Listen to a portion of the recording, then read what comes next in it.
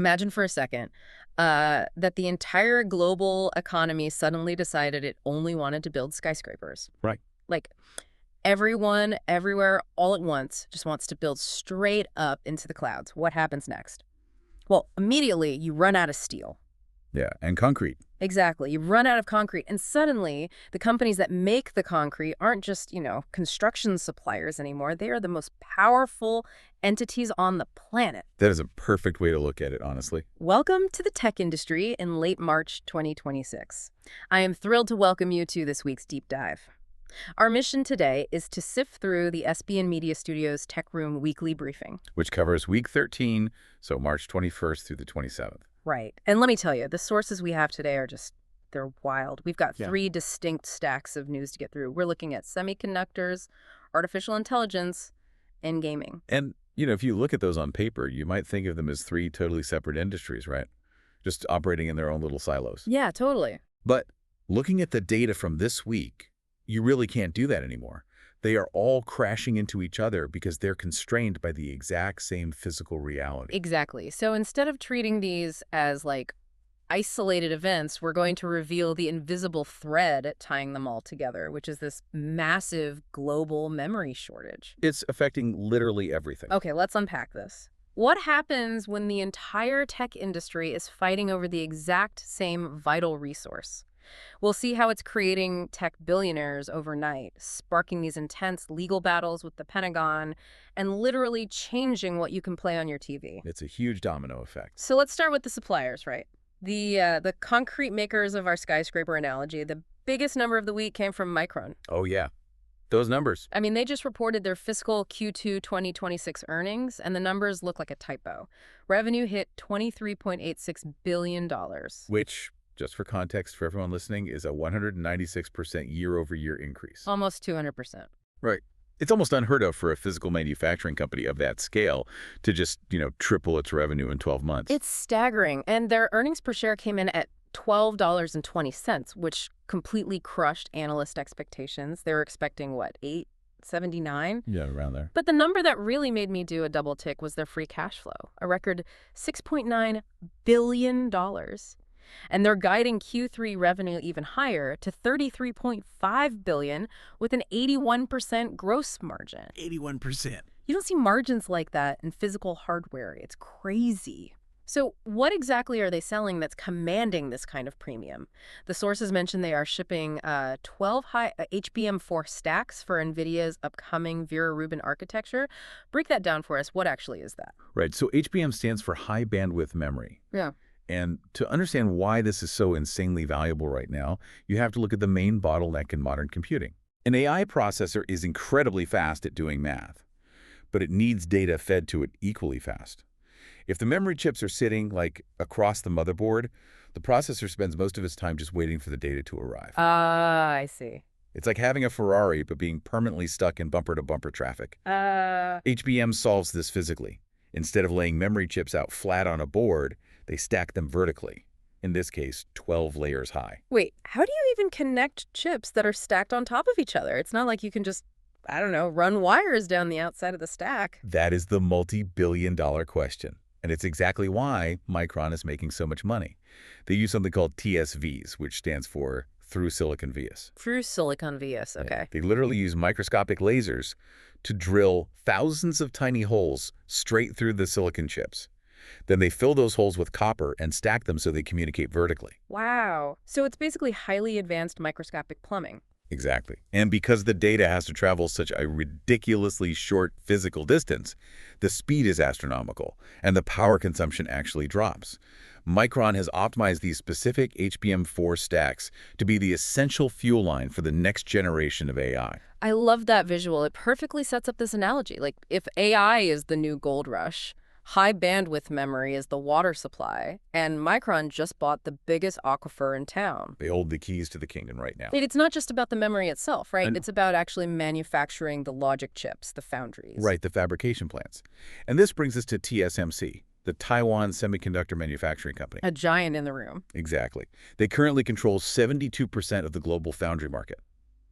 But even with that absolute dominance, TSMC has formally informed giants like NVIDIA and Broadcom that their 3-nanometer and 2-nanometer manufacturing capacity is entirely sold out. Sold out. That is wild. The biggest tech companies in the world have billions of dollars burning a hole in their pockets, and TSMC's response is basically, sorry, no vacancy. Yep, the inn is full. So if TSMC is full, these tech giants have to look elsewhere. Let's talk about Samsung's comeback, because the briefing notes that just 6 months ago, Samsung's yield on their 2-nanometer process was under 20%. Which is brutal. Right. But now it's skyrocketed to over 60%. But hold on, you don't just magically jump from throwing away 80% of your product to only throwing away 40% in 6 months. TSMC has been doing this for decades. How did Samsung suddenly crack the code on 2-nanometer physics? Well, it really comes down to refining their EUV, that's extreme ultraviolet lithography machines. Yeah. When you are printing transistors that are literally only a few atoms wide on a 300-millimeter silicon wafer, any tiny imperfection is disaster. Like a speck of dust. Yeah, a single microscopic speck of dust, or just a slight fluctuation in the laser's focus, and it completely ruins the chip. So a 20% yield means 80% of that incredibly expensive silicon wafer goes straight in the trash. Samsung engineers managed to dial in the defect density, meaning fewer ruined chips per wafer. Jumping to over 60% yield is a massive, massive physical engineering triumph. It makes their second-generation 2-nanometer node, the SF2P, commercially viable. And the specs on the SF2P are really impressive. It's roughly 12% higher performance with 25% lower power consumption compared to their first gen. But it's Samsung's sales pitch to NVIDIA that really caught my eye. Oh, it's a brilliant strategic play. Samsung is going to NVIDIA and saying, look, TSMC is full. We could fabricate your logic chips, but unlike TSMC, we also manufacture HBM memory in-house. Ah, so it's a bundle deal. Exactly. They're offering a complete vertically integrated package. They fabricate the brain, they fabricate the memory, and they package them together using those microscopic TSVs we just talked about. TSMC just cannot match that end-to-end service because they don't manufacture the memory themselves. It's the ultimate one-stop shop. But Samsung isn't the only alternative stepping up here. We're seeing reports that NVIDIA's next-gen Feynman GPU architecture, which is slated for 2028, might actually split its manufacturing. Right. So the main processor is confirmed for TSMC's 1.6-nanometer A16 node, but NVIDIA might outsource the I/O die to Intel's 14A or 18A Foundry nodes. Why split it up like that? What exactly is an I/O die? So I/O stands for input-output. Think of the main compute processor as the brilliant brain of the chip doing all the super complex math. The I/O die is more like the nervous system. Okay. It acts as the traffic cop, routing the data to the memory and the rest of the computer. Now, a traffic cop doesn't need a PhD in quantum physics to do their job effectively. Right. Similarly, the I/O die doesn't need the absolute bleeding-edge 1.6-nanometer process. By splitting the manufacturing, NVIDIA frees up precious, highly constrained TSMC capacity for the actual cores. And they diversify their supply chain, which gives Intel Foundry a massive design win. That makes a lot of sense. And while the big players in Taiwan, South Korea, and the US are sort of shuffling deck chairs, there's a massive shift happening globally. Yeah, we have to talk about China. Yes, the sources highlight China's CXMT Changzhen memory technologies. Their revenue just doubled to $8 billion. They are prepping a $4.2 billion IPO, and they're targeting domestic HBM3 mass production by late 2026. What's fascinating here is the compression of the timeline.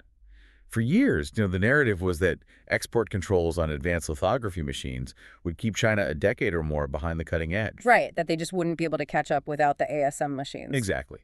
But CXMT is now estimated to be only 3 to 4 years behind the global leaders. By successfully developing domestic HBM3, they are fundamentally shifting the geopolitical tech map. It kind of proves that isolation doesn't necessarily stop development. Sometimes it just accelerates domestic self-sufficiency. Precisely. Okay, so we've established a physical reality of the tech world right now. It's an absolute frenzy for fabrication and stacked memory. Foundries are sold out, margins are astronomical, and companies are drilling through silicon just to keep up. But if all of this hardware is sold out, who is actually buying it? It's all going to artificial intelligence, every bit of it. It's just a giant vacuum. Yeah, the sheer scale of compute required to train and run the next generation of large language models is basically a black hole absorbing all of this global hardware capacity. And sitting right at the event horizon of that black hole is Anthropic. Their week has been explosive. Bloomberg reports they are approaching a $19 billion annualized revenue run rate. $19 billion. Unbelievable. And they're weighing an IPO as soon as October of this year, 2026. Plus, their Claude app just hit #1 on the U.S. App Store, driven by what people are calling the Quit GPT movement. Which really indicates a massive consumer migration. Users are shifting their daily workflows to Claude, likely in response to the massive leap in capabilities Anthropic is rolling out right now. Capabilities like the ones revealed in the massive data leak this week. The leak exposed the Claude Mythos model, which was internally codenamed Capybara. Anthropic actually had to confirm the leak. Right. They had to come out and say it. Yeah, stating that Mythos represents a literal step change in AI. It has dramatically higher scores in coding, reasoning, and this is the big one, cybersecurity. Yeah. But explain to me how a chatbot even does cybersecurity. It's a language model. How does a text generator hack a system? Well, that's the leap. It's no longer just a text generator. A model with elite, generalized cybersecurity and coding capabilities can write code and then actually execute it. Wait, it runs the code itself? Yes. It can actively ping a server, read the network topography, identify an unpatched vulnerability in the system's architecture, and instantly write the custom script to patch it, or conversely, to exploit it.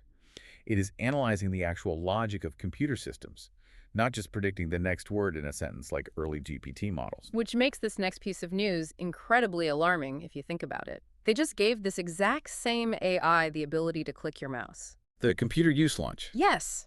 Anthropic just launched computer use. You can literally message Claude a task from your phone, and the AI agent takes over your desktop. It autonomously navigates your browser, opens applications, reads the screen, and fills in your spreadsheets. It's a total paradigm shift from conversational AI to agentic AI. Agentic. Right. The AI has a vision model that reads the pixels on your screen, translates those pixels into X and Y coordinates, and then digitally moves the cursor to click exactly where a human would. You aren't talking to a chatbot anymore. You are delegating physical digital tasks to an autonomous actor operating your machine. And Google immediately fired back, right? By launching Gemini 3.1 flashlight, pricing it super aggressively at just 25 cents per million tokens, and baking it deeply into Google Workspace. Yeah, they have to defend their turf. Now, before we get into this next part, we need to be really clear to you, the listener. We aren't taking sides or endorsing either viewpoint here. Our job is simply to impartially report what the legal filings and the federal judge are stating in the sources provided. And what they are stating is highly contentious. We have a massive legal clash this week between Anthropic and the U.S. Pentagon. What exactly are the facts of this lawsuit? Objectively, the Department of Defense requested to utilize Anthropic's Claude. Anthropic, citing their own internal safety policies, refused to allow the DoD to use Claude for mass surveillance programs or for autonomous weapons systems. Okay, so a flat refusal based on terms of service. Right. And in response to that refusal, the Pentagon attempted to blacklist Anthropic from federal contracts altogether. And this week, a federal judge, Rita F. Lynn, stepped in and issued a preliminary injunction blocking the Pentagon's ban on Anthropic. She went as far as calling the government's blacklisting designation Orwellian. It is a profound friction point. On one side, you have a private company dictating how its technology can be used by the military, trying to hold a line on autonomous warfare. And on the other side, you have a government arguing that it requires access to the most advanced tools available for national security. The judge's ruling currently protects Anthropic from being penalized for sticking to its terms of service. All right. But this really highlights the extreme tension between rapid technological leaps and government oversight. it's a heavy situation. You've got companies hoarding memory to build agentic AI that is so powerful it's triggering federal injunctions. But let's bring this back down to earth, back to your daily life. The consumer side. Exactly. If AI is eating all the high bandwidth memory, and AI companies are buying out all the fabrication capacity at TSMC, who starves, the answer is the gaming industry. It's the brute force of economics playing out in silicon. The profit margins on enterprise AI hardware are simply too massive for manufacturers to prioritize consumer electronics right now. They just can't justify it. Right. And the biggest casualty of this is NVIDIA's consumer graphics cards. For the first time in 3 decades, 30 years, NVIDIA has confirmed they will not launch any new gaming GPUs in 2026. Unprecedented. The entire RTX 60 series has been pushed back to late 2027 or 2028. Why? Because NVIDIA is prioritizing every scrap of memory they can get for their AI accelerators. They're actually bringing back the old RTX 3060 to try and fill the gap on store shelves. That is a remarkable pivot. I mean, the RTX 3060 is a reliable card, but it's several generations old. Reintroducing it is a clear admission that the production lines for modern consumer GPUs are essentially frozen. It's like your favorite world-famous local chef closing their restaurant to the public just so they can exclusively cater billionaire weddings. That's exactly what it is. You might have loved their food, but you just can't afford a seat at the table anymore. And this hardware squeeze isn't just hitting PC gamers, it's slamming the console market too. Nintendo just slashed the production targets for the Switch 2 from 6 million units down to 4 million units. And if we look at the data, that's largely due to disappointing U.S. holiday sales for the console, which is priced at $450. Which is steep for a Nintendo console. Very steep. But when high bandwidth memory and logic chips get that expensive to produce, the retail price of the console has to go up. It seems $450 was a breaking point for the casual market. Yeah, people just balked at the price. Exactly.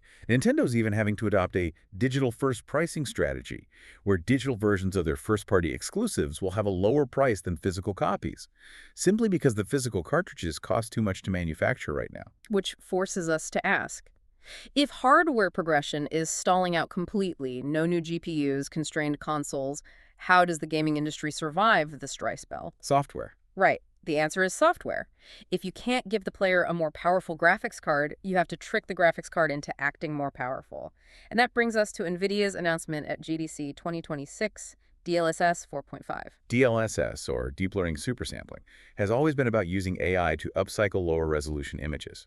But DLSS 4.5 introduces dynamic multi-frame Frame generation. Yeah, and it's a fascinating mechanical trick. Instead of the graphics card meticulously rendering the geometry and lighting of every single pixel for every single frame of a game, it renders, say, only every third frame. It's like an animator drawing the first and last frame of a character jumping over a gap.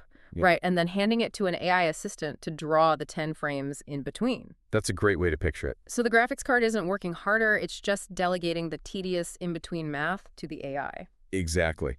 The AI uses motion vectors to mathematically guess where the pixels should be, and it basically hallucinates the missing gameplay frames in real time to make it look smooth. Wow. Version 4.5 automatically adjusts those frame generation multipliers on the fly to hit your target frame rates. They also debuted RTX Mega Geometry, partnering with CD Projekt RED, which uses similar AI optimizations for complex environments. If we connect this to the bigger picture, software optimization is no longer just a neat feature for high-end enthusiasts. It is an industry survival tactic. In the face of an AI hardware monopoly, game developers have to lean on software tricks to deliver next-generation visuals on hardware that is trapped in a time capsule. And it seems to be working, because despite the hardware freeze, the games themselves are still pushing through. Oh, absolutely. Microsoft's Xbox Partner Preview showed off 19 different games. We finally got a confirmed date for Hades 2 on Xbox April 14th, plus a massive DLC for STALKER2. And games like Hades 2 are the perfect example. It uses a highly optimized, stylized 2D art direction. It doesn't need a cutting-edge 2-nanometer processor to look beautiful and run flawlessly. Right, it runs on art style, not raw compute. We're also seeing this with Square Enix's new release, Life is Strange: Reunion. The reviews are stellar, and the core of its success isn't graphical fidelity, it's the narrative mechanics. You have dual playable characters, combining Max's classic time rewind abilities with Chloe's backtalk mechanics. It's a perfect example of how creative software design completely bypasses the need for new hardware. Precisely. The gaming industry is adapting to its new reality. If they can't have the physical silicon, they will innovate in the code. So what does this all mean? Let's trace that invisible thread all the way back. A massive, insatiable global demand for high-bandwidth memory is making companies like Micron incredibly rich and pushing founders like TSMC to their absolute physical limits. Literally drilling microscopic holes through silicon. Exactly. This memory is being devoured by an aggressive AI expansion led by Anthropic's new desktop controlling agents and leaked cybersecurity models, an expansion that is legally fraught, as we saw with the Pentagon injunction. And all of this enterprise-level hoarding has completely frozen consumer gaming hardware, forcing developers to rely on software illusions like DLSS 4.5 to keep things moving. It's a completely interconnected, physical ecosystem, and the balance of power has definitively shifted toward artificial intelligence infrastructure, which, leaves us with a final thought to mull over. Yeah, let's hear it. Today, we talked endlessly about the physical constraints of manufacturing these chips and how AI companies are basically hoarding all the advanced hardware to run these massive local processes. But if AI models like Claude are gaining the ability to autonomously control our computers, are we heading toward a future where you don't actually own your computing power anymore? Oh, wow. Like instead of buying a graphics card or a processor, you just rent an AI agent that operates from some distant memory-rich server. The era of the personal computer might just be replaced by the era of the rented terminal. That is a wild thought. We might be witnessing the end of consumer hardware as we know it. Thank you so much for joining us on this deep dive. Keep your eyes open. Keep watching how these seemingly separate industries are actually pulling from the exact same physical well. And most importantly, keep your minds curious. Until next time.